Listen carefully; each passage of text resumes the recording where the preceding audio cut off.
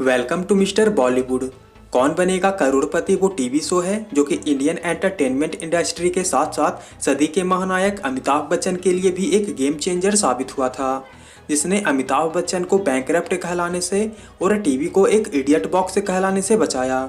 लेकिन इस popular show के पीछे भी कई ऐसी बातें छुपी हैं जिसे कि बहुत कम लोग ही जानते हैं, और इस वीडियो में हम उन्हीं इंटरेस्टिंग और शॉकिंग फैक्ट्स के बारे में जानेंगे। So let's enjoy the video. Fact number 1, Kaun Banega Crorepati British TV game show who wants to be a millionaire पर बेस्ड है और केबीसी का पहला एपिसोड 3 जुलाई साल 2000 को स्टार प्लस पर प्रीमियर हुआ था। लेकिन साल 2000 से 2007 तक इसके 3 सीजन्स स्टार प्लस पर टेलीकास्ट होने के बाद ये शो अपने 4th सीजन से साल 2010 को सोनी टीवी पर शिफ्ट हो गया।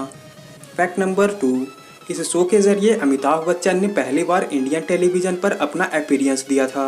और केबीसी को लोगों ने इतना पसंद किया कि इसने टीआरपी के कई सारे रिकॉर्ड्स तोड़ दिए। और अमिताभ बच्चन का एक्टिंग करियर इस शो से पहले काफ़ी बड़े डाउनफॉल पर था और उन्होंने अपने करियर को फिर से रिवाइव करने के लिए मोहब्बतें और बड़े मियाँ छोटे मियाँ जैसी ब्लॉकबस्टर फिल्मों में भी शाहरुख खान और गोविंदा के साथ काम किया। लेकिन अमिताभ बच्चन के करियर को फिर से रिवाइव करने का क्रेडिट सबसे ज़्यादा कौन बनेगा करोड़पति को ही जाता है, जिसने उन्हें फिर से एक सुपरस्टार बना दिया। फैक्ट नंबर 3, ये बात तो आप जानते ही होंगे कि केबीसी के रिसेंट सीजन्स में कंटेस्टेंट्स को 7 करोड़ का टॉप विनिंग प्राइज ऑफर किया जाता है, लेकिन इसके फर्स्ट सीजन में विनर्स को 1 करोड़ का टॉप विनिंग प्राइज ऑफर किया जाता था, जिसको सेकंड सीजन में 2 करोड़, 4th सीजन में 5 करोड़ और 7th सीजन में 7 करोड़ तक कर दिया गया। Fact number 4, British game show who wants to be a millionaire के इंडियन वर्जन को बनाने का आइडिया सबसे पहले स्टार प्लस टीवी चैनल के प्रोग्रामिंग हेड समीर नायर को आया था, जिन्होंने इस आइडिया को एग्जीक्यूट किया और who wants to be a millionaire के एशियन वर्जन राइट्स को भी खरीदा ताकि इंडियन वर्जन में इस शो को अडेप्ट किया जा सके। और ये कहना गलत नहीं होगा कि वो समीर नायर ही हैं जिन्होंने कौन बनेगा करोड़पति के फाउंडेशन को तैयार किया। साथ ही फिलहाल समीर नायर एप्लोज एंटरटेनमेंट लिमिटेड के सीईओ हैं, जिन्होंने क्रिमिनल जस्टिस, हॉस्टेस और स्कीम 1992 जैसी वेब सीरीज प्रोड्यूस किए हैं। फैक्ट नंबर 5, समीर नायर के बाद इस प्रोजेक्ट में इंडियन टेलीविजन क्यूज शो के फादर कहे जाने वाले डायरेक्टर और प्रोड्यूसर सिद्धार्थ बासु ने एंटर किया और इस शो को डायरेक्ट और प्रोड्यूस करने का रिस्पॉन्सिबिलिटी लिया, जो कि इससे पहले मास्टरमाइंड इंडिया और यूनिवर्सिटी चैलेंज जैसे इंडियन क्यूज शोज में होस्टिंग के लिए जाने जाते थे। इसके अलावा इन्होंने 10 का दम, झलक दिखला जा और इंडियाज़ गोट टैलेंट को भी डायरेक्ट और प्रोड्यूस किया है, जो कि इंडिया की हाईएस्ट व्यूअरशिप वाले रियलिटी शोज में शामिल हैं। फैक्ट नंबर 6,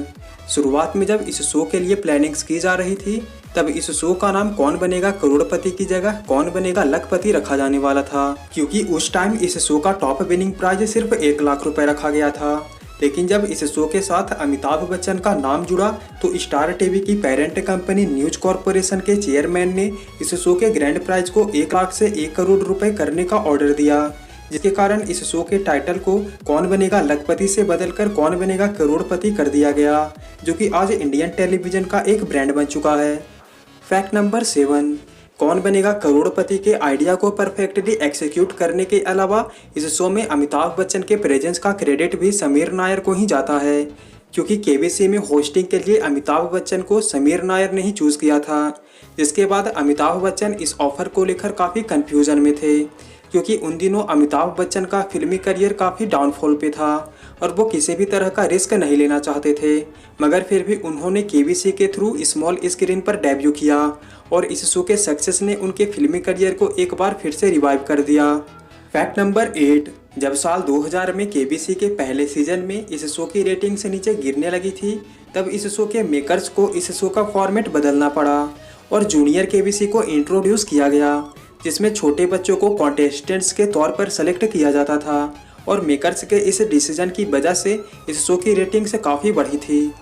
फैक्ट नंबर 9, कौन बनेगा करोड़पति के दूसरे सीजन के दौरान ही साल 2006 को अमिताभ बच्चन के बीमार पड़ जाने के कारण इस शो को अचानक से बीच में रोकना पड़ा था और इस सीजन के 85 शेड्यूल्ड एपिसोड्स में सिर्फ 61 एपिसोड्स को ही शूट किया गया था। हालांकि अमिताभ बच्चन ने ये अनाउंस किया था कि वो रिकवरी के बाद फिर से इस सीजन के एपिसोड्स को शूट करेंगे, मगर बाकी के शेड्यूल्ड 24 एपिसोड्स को भी अमिताभ बच्चन शूट नहीं कर पाए और स्टार टीवी ने इस शो के प्रोडक्शन को रोक दिया। फैक्ट नंबर 10, अमिताभ बच्चन ने जब अपने हेल्थ के कारण साल 2007 में केबीसी के थर्ड सीजन को डिक्लाइन कर दिया, तब मेकर्स ने कौन बनेगा करोड़पति के तीसरे सीजन को होस्ट करने के लिए शाहरुख खान को कास्ट किया और इस सीजन को उसी कंटेस्टेंट के साथ स्टार्ट किया गया था, जैसे कि सेकंड सीजन में अमिताभ बच्चन के हेल्थ के कारण ड्रॉप करना पड़ा था। हालांकि ये सीजन अच्छी खासी रेटिंग्स के साथ स्टार्ट हुआ था, मगर फिर अमिताभ बच्चन के रिप्लेसमेंट के कारण इस सीजन का रेटिंग नीचे गिरने लगा, जिसके कारण केबीसी के फोर्थ सीजन में अमिताभ बच्चन को वापस लाया गया। फैक्ट नंबर 11, इस बात को बहुत कम ही लोग जानते होंगे कि केबीसी सीजन 8 को मुंबई के बाहर सूरत में शूट किया गया था और पहली बार कौन बनेगा करोड़पति को मुंबई के बाहर शूट किया जा रहा था। हालांकि इस शो का सेट फिल्म सिटी गोरेगांव में है और इस शो के सेट के आसपास ही तारक मेहता का उल्टा चश्मा का सेट भी है, जहां से केबीसी के सेट को क्लियरली देखा जा सकता है। फैक्ट नंबर 12,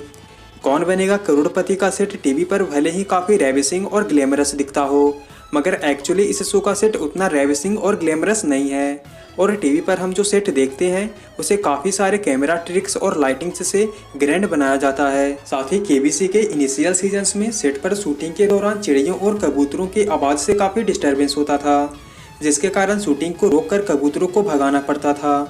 फैक्ट नंबर 13, इस शो में हर वो कंटेस्टेंट जिसको हॉट सीट पर बैठने का चांस मिलता है, उन सभी कंटेस्टेंट्स के बारे में अमिताभ बच्चन अपने कैबिन में जाकर डिटेल में जानते हैं, ताकि शो के दौरान वो कंटेस्टेंट्स से अच्छी तरह से इंटरेक्ट कर पाएँ।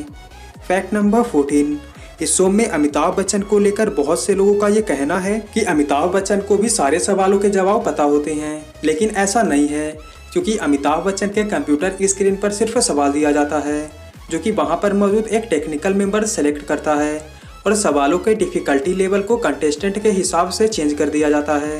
फैक्ट नंबर 15, केबीसी के फोर्थ सीजन में इस शो में कई सारे चेंजेस इंट्रोड्यूस किए गए थे, जो कि इसके international version who wants to be a millionaire से लिए गए थे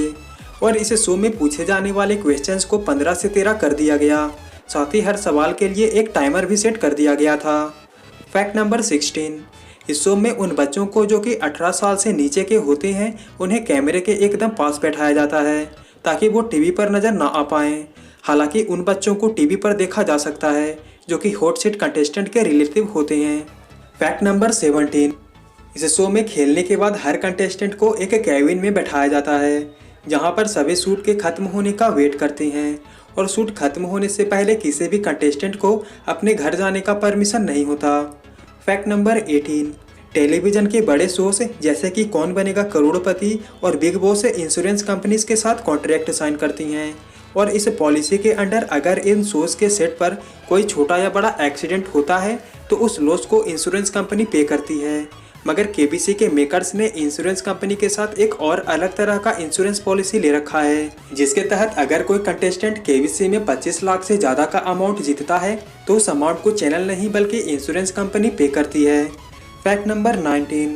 केबीसी के तीसरे सीजन के एंड के बाद साल 2010 में जब स्टार प्लस चैनल ने इस शो के कॉन्ट्रैक्ट का रिन्यूअल नहीं करवाया तो इस शो को सोनी टीवी ने ग्रैब कर लिया, जिसके बाद सोनी टीवी का स्टेटस, रिवेन्यू और रेटिंग्स को बढ़ाने में केबीसी ने एक बड़ा रोल प्ले किया और केबीसी के फोर्थ सीजन में टीआरपी के सारे रिकॉर्ड्स तोड़ दिए। Fact number 20,